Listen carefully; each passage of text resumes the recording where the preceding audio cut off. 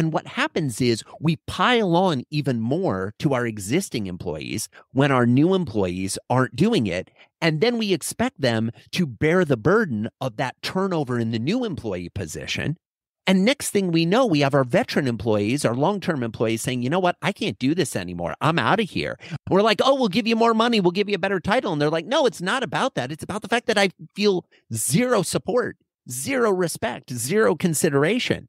And now we've got a cycle that is really hard to pull out of. Helping you create loyal customers and loyal employees, all through the power of simplicity. This is the Simple Brand Podcast, now heard around the world, including Cedar Rapids, Iowa. I'm your host, Matt Lyles, and this week, I'm talking with Joey Coleman. Joey was on the Simple Brand Podcast back in episode 73, where he talked about how to attract and retain loyal customers.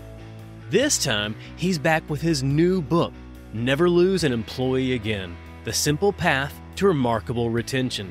His book just released this week. Sure, finding quality employees is pretty challenging today, but even harder is actually keeping them. I mean, how do you create a foundation with your new hires that leads to, well, not just retention, but long-term commitment and long-term advocacy? It turns out that a lot of the lessons on attracting and retaining loyal customers also apply to attracting and retaining loyal employees.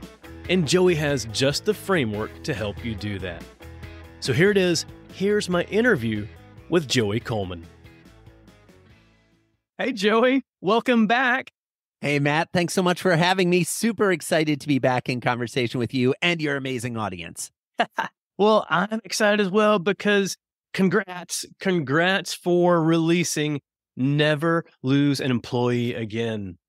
Thank you so much. It has been a fun project, and I am thrilled that it's out there in the world for folks to hopefully get some ideas from, get some inspiration from, and solve what I think is a problem that a lot of employers have, which is how do we find and hire and train and retain great people?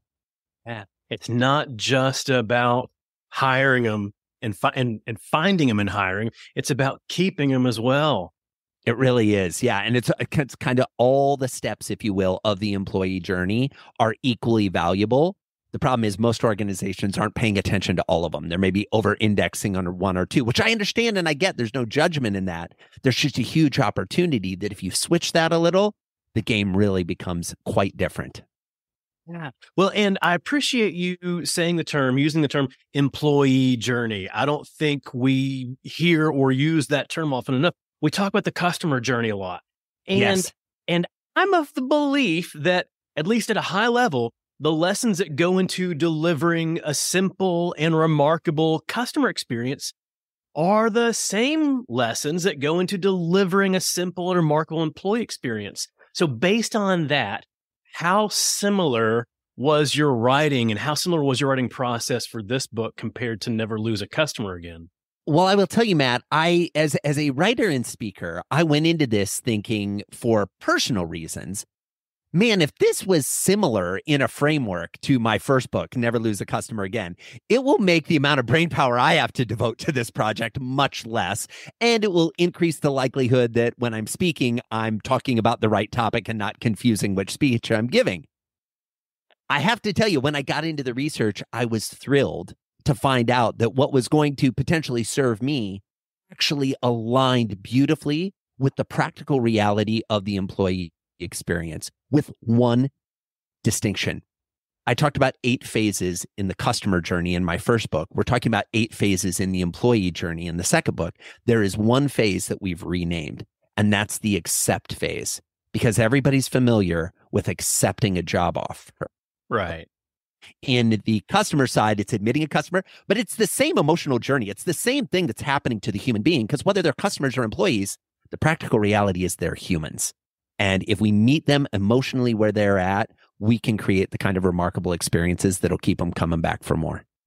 That's it. Yeah. So when I started reading the book, I jumped in and I was getting through it and I was thinking, hey, wait, this sounds familiar. This sounds familiar. So then I paused. I went and grabbed my copy of Never Lose a Customer Again. I put it down next to it and I said, oh, that matches. That matches. Awesome. It's the same lessons. Exactly. And my hope is that folks who are familiar with paying attention to customer experience can, to your point, take those same simple, obvious, clear, effective, remarkable techniques and just instead of pushing them externally to our customers, turn them internally on our coworkers and our colleagues and our team members. It's really that simple. And you know me, simplicity is my love. I do. Yeah, exactly. Well, and I think there's so much going on. It's difficult to be a business owner. It is difficult to be a leader, a middle manager, someone who's trying to drive a team forward and get people excited and get them motivated. So wherever we can keep this simple and clear and implement a framework that is repeatable and we can be consistent around, it makes everybody's lives not only easier and more efficient, but I would posit more fun and more interesting because we free up space to do the special personalizations that really move the dial.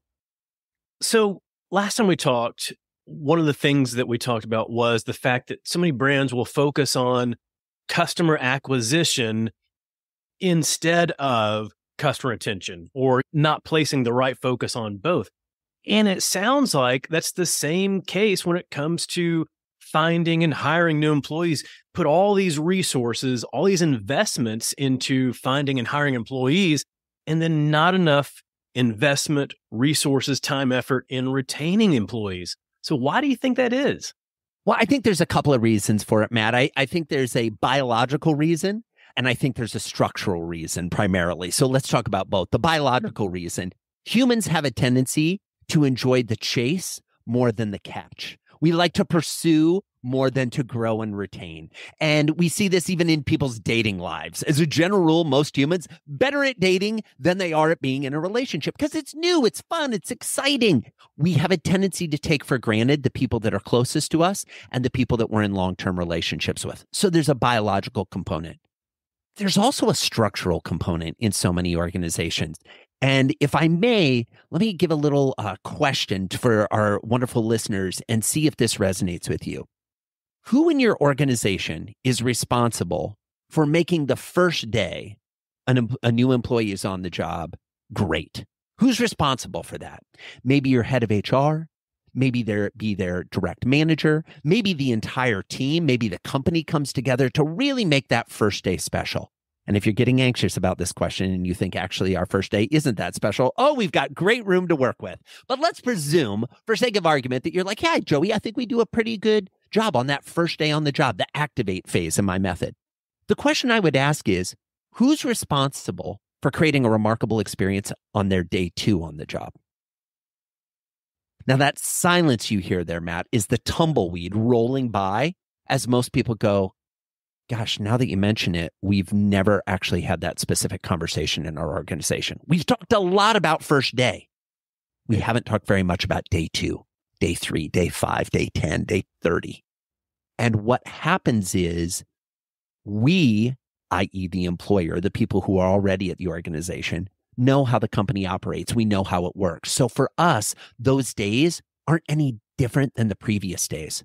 But for a brand new employee coming into a new job after the fanfare and excitement of the first day celebration and welcome is over, they are left in a state of fear, doubt, uncertainty, confusion. Who do I report to? What do I do? Am I doing this right? Oh my gosh, the learning curve is so strong. What do they mean when they say that in meetings? I don't want to raise my hand and say, I don't understand the acronym or that phrase you're using, because then I'll look like an idiot. And if we're not holding our employees' hands and helping them navigate and acclimate to our way of doing business, we never have the opportunity to have them as a long-term employee. A lot of times we just forget about that. We assume, okay, you know what? We welcomed them in. Maybe, hopefully they had a great first day. I know a lot of times that's not always the case. But beyond that, yeah, what is there? What are the next steps? Exactly. So what's the cost of not focusing on this? What's the cost of not putting in this effort and focusing on onboarding and even that ongoing retention of your employees? There are multiple costs, Matt. If we look at just the time and energy cost, depending on which study you look at, on average, somewhere between 30 and 60, 70% of new employees won't make the 100-day anniversary. Let me let that sink in a little bit. A brand new employee that you've hired, the average across all industries is 45%. 45% of new hires will not make the 100-day anniversary.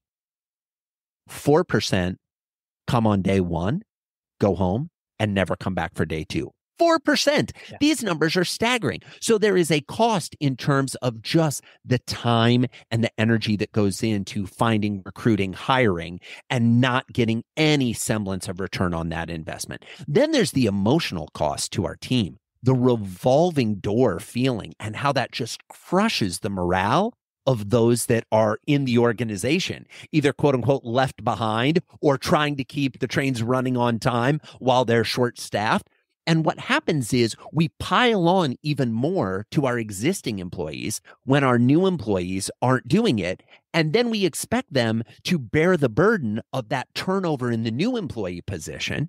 And next thing we know, we have our veteran employees, our long-term employees saying, you know what, I can't do this anymore. I'm out of here. And we're like, oh, we'll give you more money. We'll give you a better title. And they're like, no, it's not about that. It's about the fact that I feel zero support, zero respect, zero consideration. And now we've got a cycle that is really hard to pull out of. We're tail spinning down as an organization in terms of our culture and morale. And you've got all sorts of problems then, because then it starts to spin up and hurt customers. I mean, it's a chain, right? As soon as one of these links start to break, the whole system starts to collapse. I was talking to somebody about employee retention a few weeks ago, and I came to the conclusion that there's a snowball effect to it. Like one action can happen, whether it's like one employee leaves, it's not just a direct result from that. Like there's a snowball effect. One employee leaves, and then what happens to the rest of the team? What happens to everything else? And then what happens when people start to realize how easy it is to leave? And what if I could leave? What would I do? Where would I go? How much more might I make and still be valued in my role? Matt, it's so true. What happens when one of our coworkers, one of our colleagues decides to resign? We go home, we say to our significant other, our spouse, our partner, our roommate, our parents, whoever we're living with, oh, Matt is leaving. What is the first thing they say? Why? And then that makes us think, well, why are they leaving? Why is Matt leaving? And then as we start to answer that question in our own mind, to your point, we then start to ask, what does Matt know that I don't know? Does Matt have a better opportunity? Does Matt see that the ship is sinking? I worked for a company one time. There were 10 people on the team when I started in February. When I left in October, I didn't even make a year. I left in October. There were 2 of those original 10 that were still left in the organization. And part of the reason why I left is I looked around and I was like, these people have been here longer than I have. They're jumping ship. What do they know that I don't know? And it eventually rose to the level where the story I was telling myself was greater than the story management was telling me about why to stay. And as a result, I was gone. So we try to put that figure and try to understand like what's the cost of employees leaving. And it's multiple exponential times more than you assume that it is. Yeah. And if you're a dollars person, exactly. If you're a dollars person, the best statistics combined from a bunch of different research is take the annual salary of the person who's leaving times 2.5. That is the projected financial cost of losing that person. Because you have the cost of getting a new person in, hiring, getting that person up to speed, the loss in productivity. So if you've got a $100,000 employee that's going to leave, that's not a $100,000 impact on your bottom line. That's a $250,000 impact on your bottom line. Minimum. Yeah. That's before we get to the emotional impacts. That's just the hard dollar impacts. Most businesses can't sustain that. They can't handle those type of departures. And then when 1 leads to 2, leads to 5, forget about it. You're in that death spiral down again. Yeah. It's the snowball that keeps growing. Exactly. So that feels overwhelming to me just thinking about it. Absolutely. I get it. I empathize with that feeling, Matt. And I imagine that pretty much most every leader, where most leaders are already under a lot of stress. They've got a lot of things coming at them. They've got a lot of demands that they're having to care about. And so now you're asking them to care about their employees too. So what would you say to employers, to C-suite members, to managers who are overwhelmed with all of this and don't know how to care about all this stuff now? Yeah, the first thing I would say, Matt, is I see you and I feel you. I'm a business owner too, and I get it.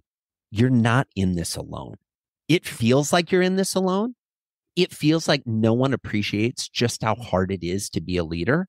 And one of the things I tried to do in this book, this isn't just a book for employers. This is a book for employees as well, in the sense that I want employees to have more empathy for their leaders and to realize just how difficult this is.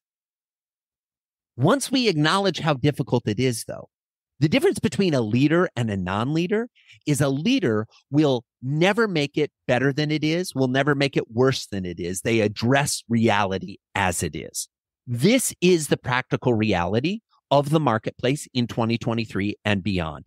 I understand this isn't what it felt like in 2017. I get it.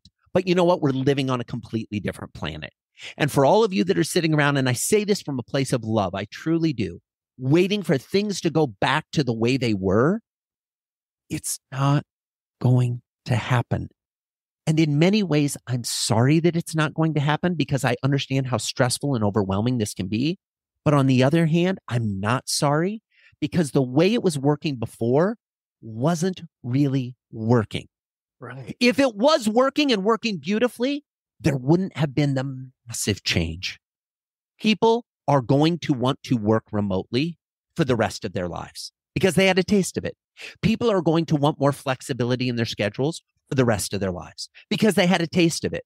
People are going to expect to be valued and appreciated by their employers. Why? Because in the pandemic, many of them received that valuing and received that respect and received that experience. So to think it's going to shift back is just a fool's errand. It's not going to happen. So the opportunity for managers, for leaders, for the C-suite is to say, we can become the employer of choice, not only in our region, in our industry, on the planet, by focusing on the experience we create for our people. And all the research shows, if you are creating remarkable employee experiences, your employees will then be able to go out and create remarkable customer experiences, which will grow your market share, which will increase your profits and your revenues. So this isn't just an altruistic, take care of them, you'll feel better about yourself, hearts and emojis, la, la, la. Yes, that'll happen. But more importantly, this will change your bottom line. This will be able to create a scenario where you can do more with less, where you can succeed in the marketplace in a way that you never have just by paying a little more attention to your people. Well, and there's one other group in there that I don't want to overlook.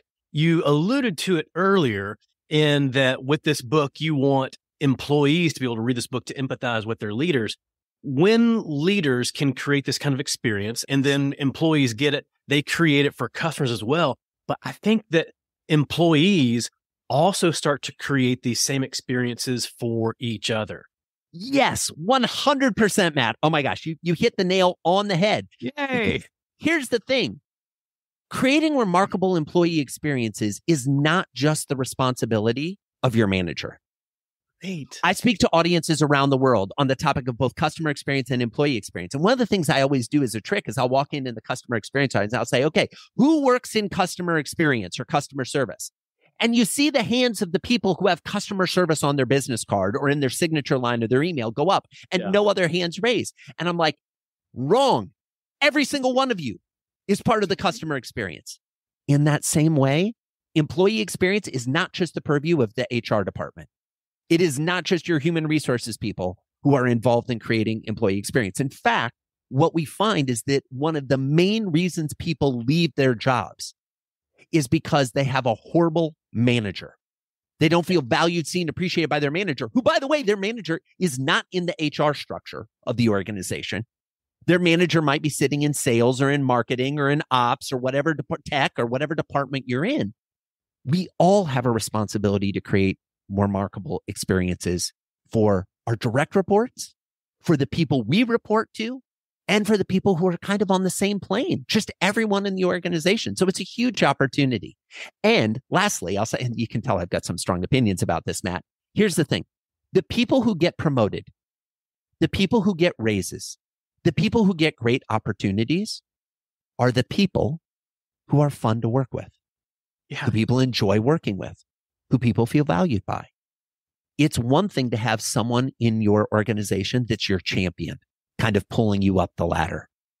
It's something completely different when everyone in your organization is your champion. You've got people pulling up the ladder. You've got people supporting you while you're in the middle of the ladder. You've got people pushing you up the ladder. This happens when we care about the people we work with. That's it. It's creating that culture of care that helps take that work and spreads it out across everybody. So when you've got your employees focusing on the experience that they deliver to each other, focusing on the employee experience, hopefully that should take away some of that overwhelm that leaders would have. Oh, it's not just all on your shoulders. That's one area that should take away the overwhelm. The other area, and you talked about this earlier, was the fact that if you focus on it, you can do it in a simple framework that makes it easy for you to follow. So based on that, can you walk me through your 100-day framework? Absolutely. So as a preview for everyone listening, I believe there are 8 phases in the employee journey. They all start with the letter A. And the reason they do that is not to confuse you and make you lose track of which one is which, but rather as a reminder that if we get each of these phases right, it's like getting straight A's on your report card. It's a feedback mechanism from your employees to say you are crushing it. Okay. So here are the 8 phases. Never thought of it that way. It's like get straight A's. It's everything you want. It's everything you were told you needed to get. Get some straight A's. You'll be feeling good. All right. So the first phase is the assess phase. This is when a prospective employee is considering whether or not they want to come work for you. They're looking at your job listings. They're checking out your website. They might be talking to a recruiter. They're going through your interview process. They're experiencing what it would be like to consider a position with you. We then come to phase 2, the accept phase. This has 2 parts. Number 1, we make an offer to this candidate of employment. And if we're lucky, that candidate accepts our offer. Now, the secret in this phase is to not make that document feel like it was written by a lawyer. I say that as a recovering attorney, okay? The problem is we're inviting people into a new experience with us. We should preview just how remarkable it's going to be and give them that emotional hit that we are excited and we want them. We then come to phase 3, the affirm phase. Now, a lot of folks listening in are probably familiar with the phrase buyer's remorse. I'd like to introduce you to a phrase you might not be as familiar with, which is new hires remorse. It operates just like buyer's remorse. It's scientifically proven that after an employee accepts their job offer, they begin to doubt the decision they just made. Now, this doubt is only exacerbated if they were interviewing for multiple positions and had to accept your offer before they got an offer from one of the other places they interviewed with, because they're always wondering, will the grass be greener on the other side? Should I have waited a little longer and taken that other job?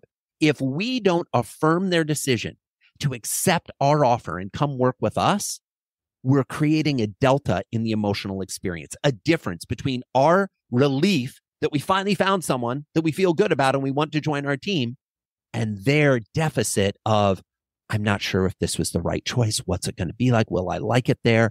Oh, what's this going to happen?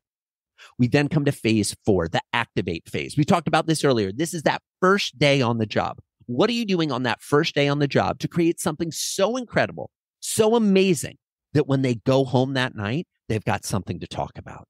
We then come to phase 5, the acclimate phase. Now, this is that day 2 and beyond. Often in most organizations, it runs for several weeks, if not months, where the new employee is acclimating to your way of doing business. They're learning your systems, your processes, your communication styles, your cadence.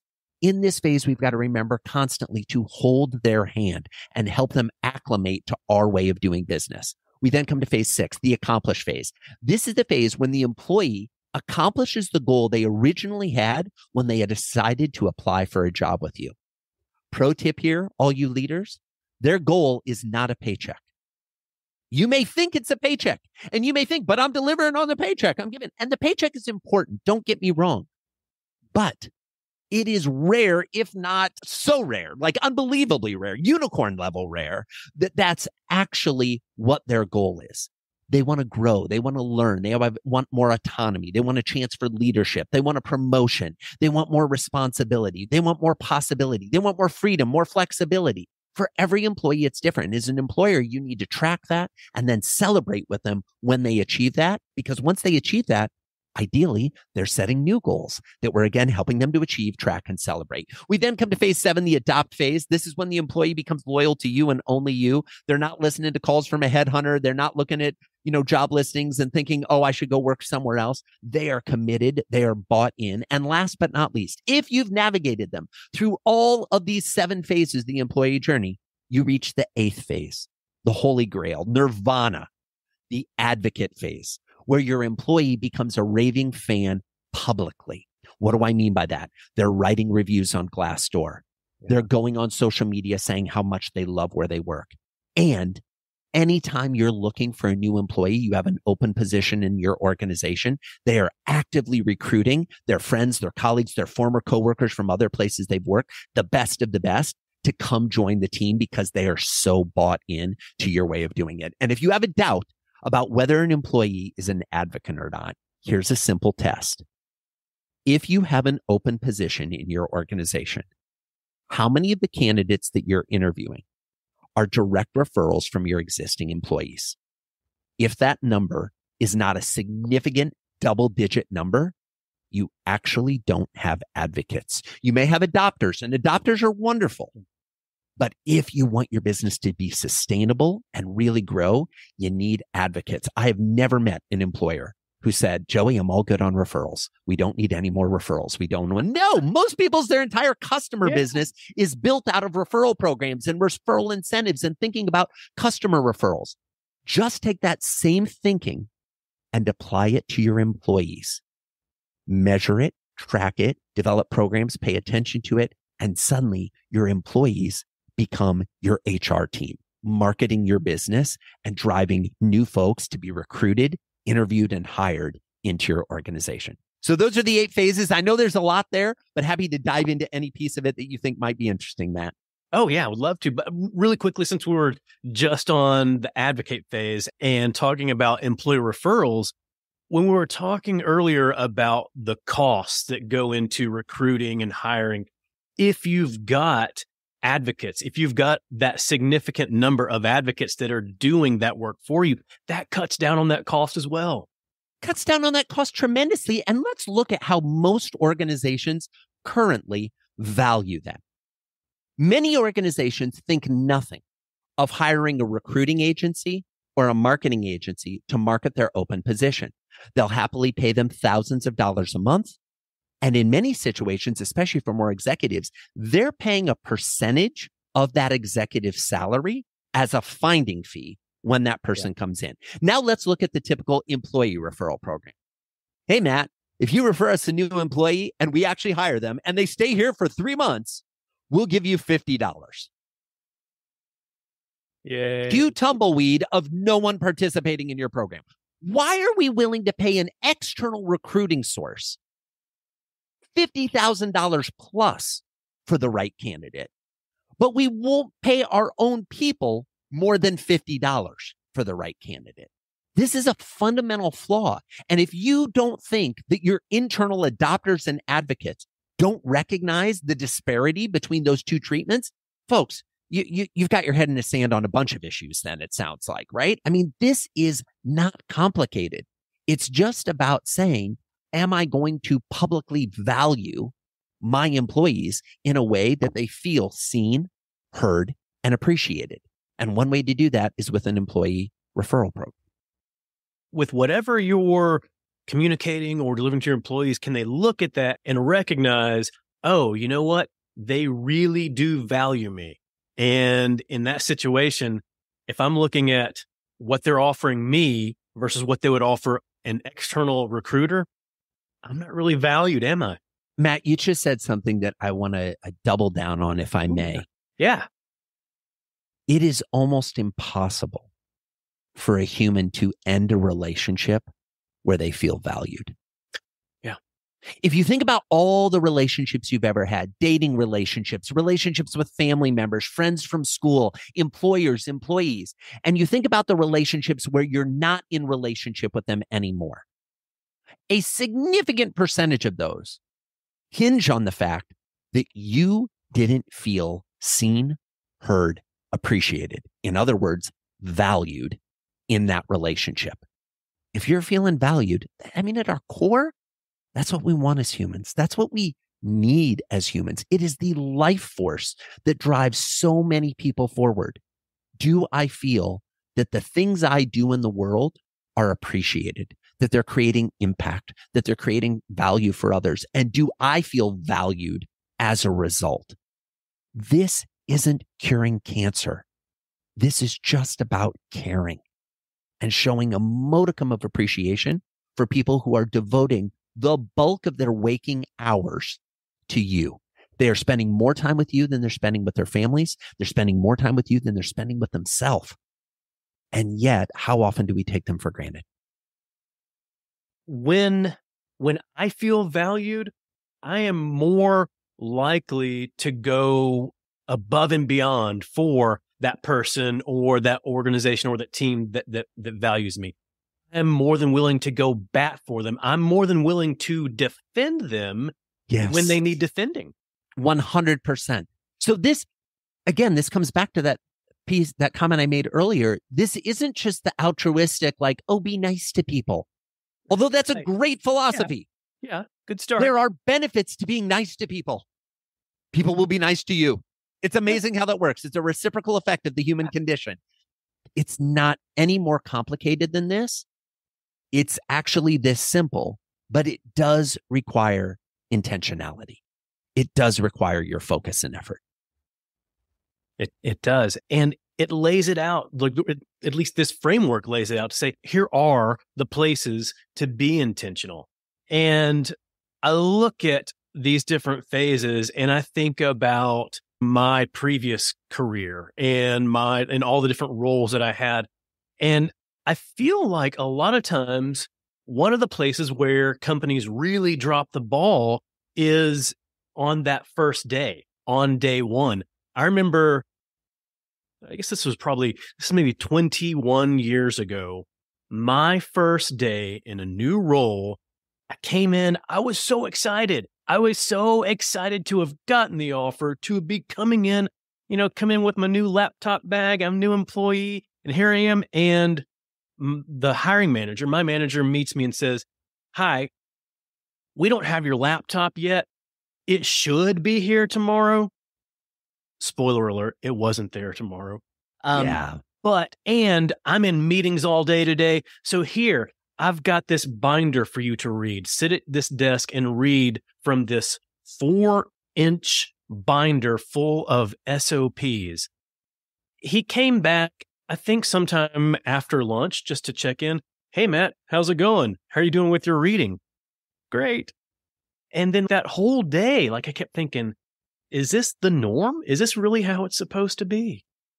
It's such a missed opportunity, Matt, in so many employees' experience. When I talk to audiences about this or chat with folks on podcasts, almost every human of working age has had a horrible first day experience. And here's the crazy thing about that. Do you know who usually picks the start date? The employer. Yeah. The employer usually says, "Great, we'd like you to start on this date." There is no excuse for you to not have the tools that your employees need to do their job ready for them on the date you picked. Yeah. If you're afraid you're not going to have the laptop 2 weeks from now, have them start a month from now. By the way, the laptop is probably something you could order during the interview process. because you're going to hire one of these people, right? Yeah. So the same day the job description goes up to hire the position, hire the computer. Get the computer ready. Get it coming your way. I understand that business cards may not be ready, right? I know I'm dating myself a little when I talk about business cards, but if you do have business cards, the second the offer is accepted, you should have the design already set for that. That should be part of your process, part of your system, because nothing says we value and appreciate you more than showing up as if they knew you were coming. Stop and think about going to a dinner party at a friend's house. They invite you over to dinner and you walk in and they say, "Oh, Matt, so great to have you here. Here, let me take your coat. Welcome. Come on in." And you walk in and they've got your favorite music playing. And they're like, "Oh, hey, I see Joey's with you. Joey, I know you love root beer. We've got a root beer on ice chilling for you. Oh my gosh, this is amazing. Oh, what can we get you? Oh, here's some appetizers. And I know you had mentioned once upon a time that you're allergic to tomatoes. So let me just explain to you, there are no tomatoes anywhere in these appetizers." Before you've even taken a seat, you feel more valued and appreciated than you probably felt going to any other dinner party in your life. And all we're talking about is some basic levels of human decency. We can apply this with our employees in the same way. Have the desk ready for them, have the chair ready for them, have the laptop ready for them, have the tools ready for them, and do not put an employee in a room by themselves to review a binder, to watch videos made in the 70s about how not to harass someone in the workplace, all this BS stuff that we do on first days that just sap any feeling of energy, enthusiasm, or excitement that a new employee has about their first day on the job. That's it. I mean, it's that simple. To use your favorite word, it's that simple. And yet so many organizations completely fail in this regard. And I go back to thinking through, I teach us around the customer journey and all the different interactions. What do you want the customer to feel? Same thing can be said with this. Through all these phases, what do you want your employees to feel at this certain phase? And sometimes they're already feeling something. And if it's excitement, then what do you need to do to get them to hold on to that feeling of excitement? Yes, exactly. Create the feelings you want and create ways to extend those feelings over time. So when we look at these different phases and you've got a leader that says, "Okay, I get it.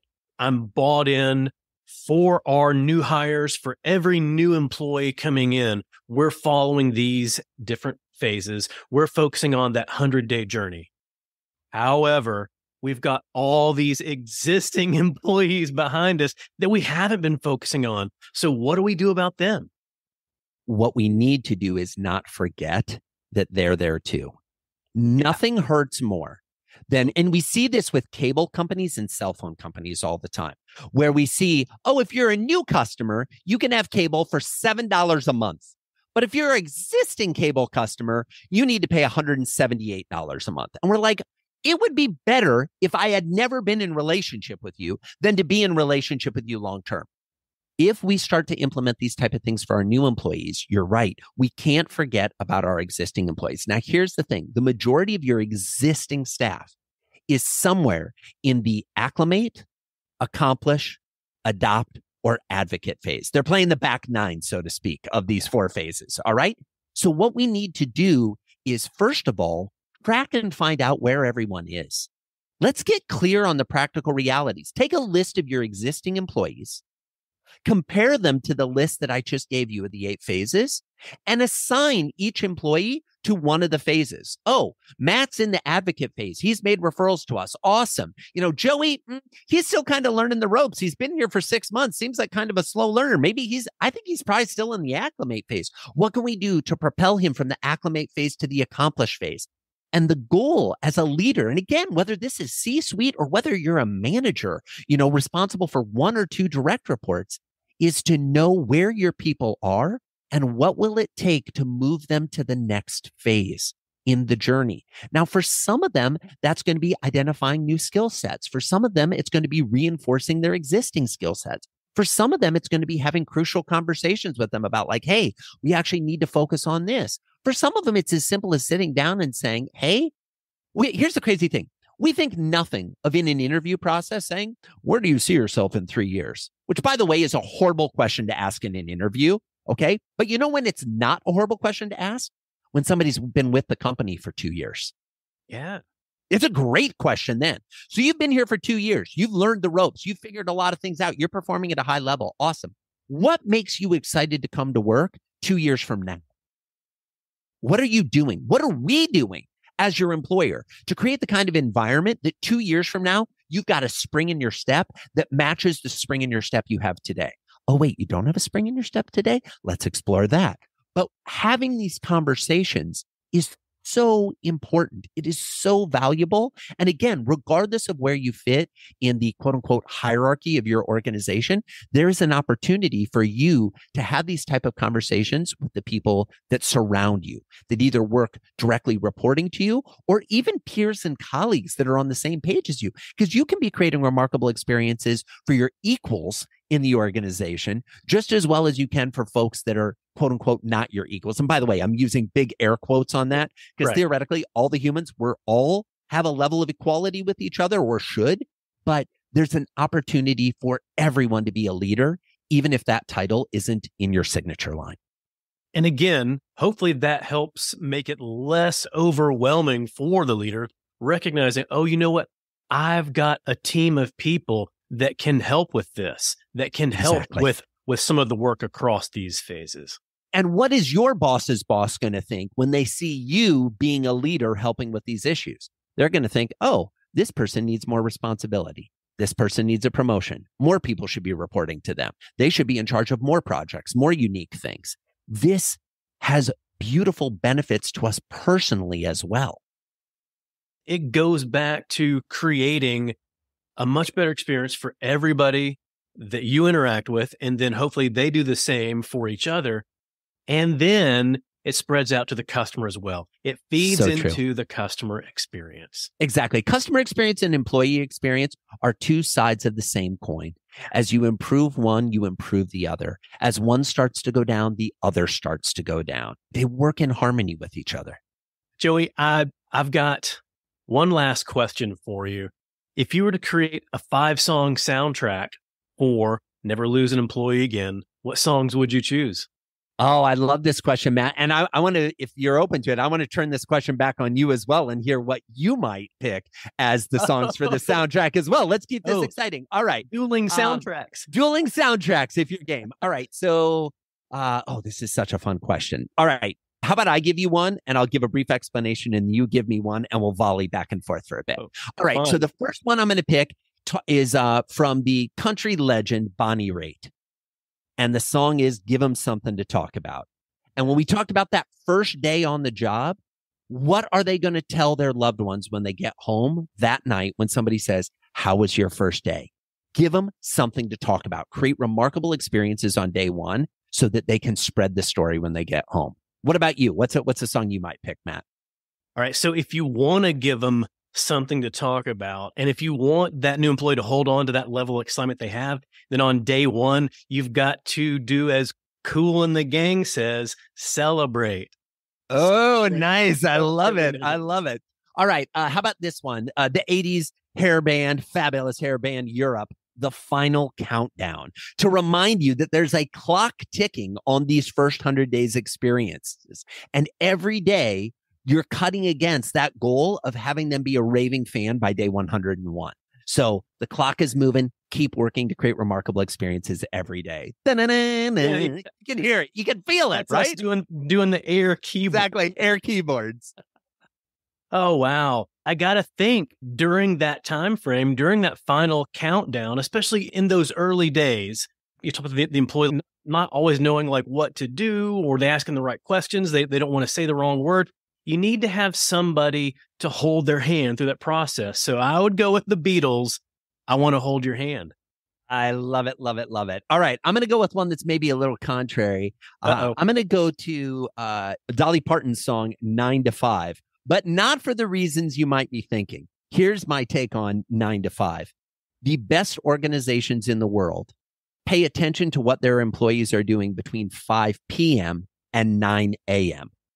What I mean by that is the more you care about what's going on in your employees' personal lives, you make space for their childcare needs, their elder needs, the vacation they need to take, whatever stress they're dealing with at home, the grief they might be dealing with at home.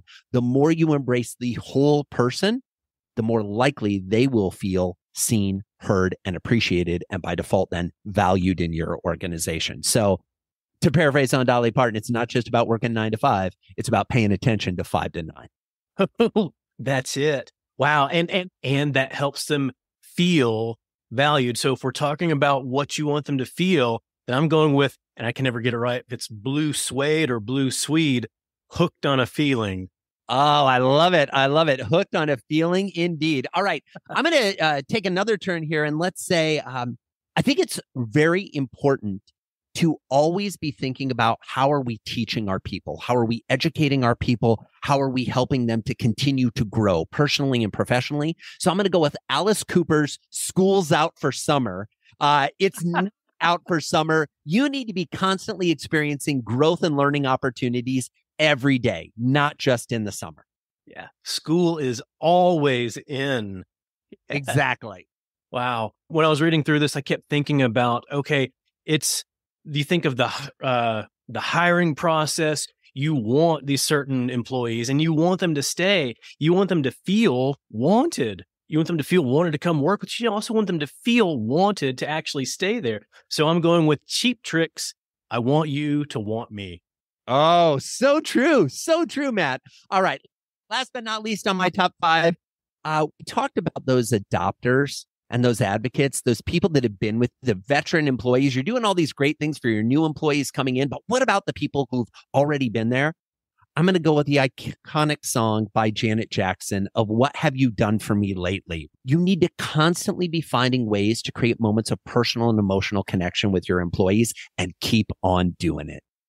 And honestly, because you name checked this in the book by Janet Jackson, Miss Jackson, if you're nasty, I got the same. What have you done for me lately? I love it. I love it. We end on the same song on the playlist. So if there's one takeaway from the entire conversation we've had is keep in mind that this job of creating remarkable employee experiences is never done. Some people may see that as overwhelming. I see that as an opportunity for you to continue to do things so that all of your employees have a clear answer to what has your employer done for you lately to make this the kind of place you love coming to work. And then they don't even have to ask. They don't have to think about it. They already know. They already remember.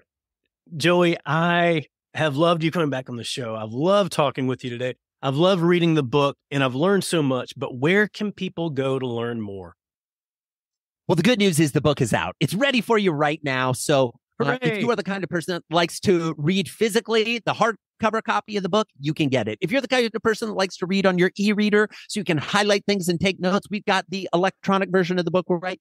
And if you've enjoyed listening to my voice on this podcast, which maybe you have, maybe you haven't, I narrate the book in the audiobook. So we've got it available in any format you'd like to consume books with. It's available at all places you'd find books, whether that's Barnes and Noble, Amazon, your favorite indie bookstore. Go out and support some of those indie bookstores. If you're not a regular indie bookstore buyer, consider going to a place like bookshop.org is a website that will find the local independent bookstore near you, and you can order online and they'll ship it to you. It's great. It's a way to support these small businesses that are out in our communities who are creating these beautiful opportunities for all of us to keep growing, to keep learning, and to keep reading.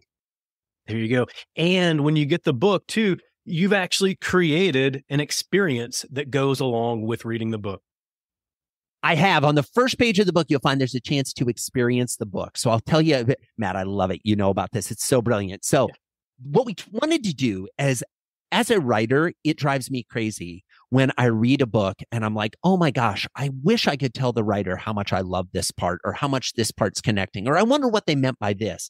And many writers include their emails in the book and you can email them. But lots of times that's a little bit of an extra hurdle to look up their email and get up the courage. Oh, well, what will this writer think of me? Do.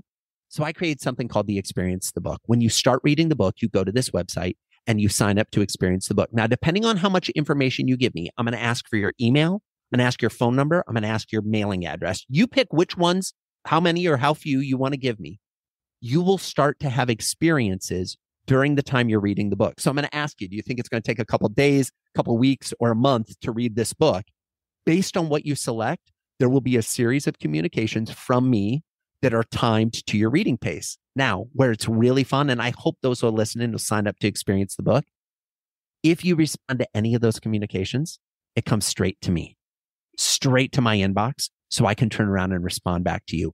I would love to be in conversation with my readers. I had that privilege with my first book, which has now been read by people, I think we're at north of 100 countries now where people have actually read the book. And I've been able to have communications with those folks. Please sign up to experience the book and let me connect with you as a reader or a listener of the book, because nothing would make me happier. Well, thank you not only for the lessons, but then also for creating that kind of personalized experience too. I love that. Joey, it's my pleasure, Matt. At least I could do for an experienced guy, right? We got to try to create remarkable experiences wherever we can. Hooray. Joey, thank you so much. I'm so grateful for your time today. Oh, Matt, my pleasure. And thanks to everybody who listened in. So appreciate you spending some time. I'm a big fan of this podcast. It was an honor to be here. All of you loyal listeners, keep listening to Matt. He drops all kinds of wisdom episode after episode. Keep coming back for more. And I'll put in a plug for you. We talked about writing reviews on Glassdoor.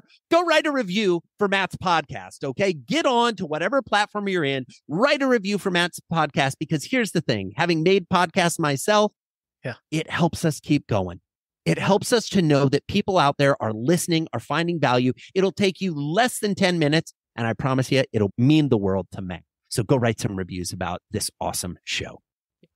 That'll help me feel valued. Thank you, Joey. I hope you enjoyed my discussion with Joey Coleman. You can learn more from him at joeycoleman.com. From his lessons and resources to speaking engagements and consulting, you'll find lots of opportunities to help you keep your customers and your employees. And if you want to go even deeper into the lessons we discussed today, then be sure and grab your copy of his book, Never Lose an Employee Again.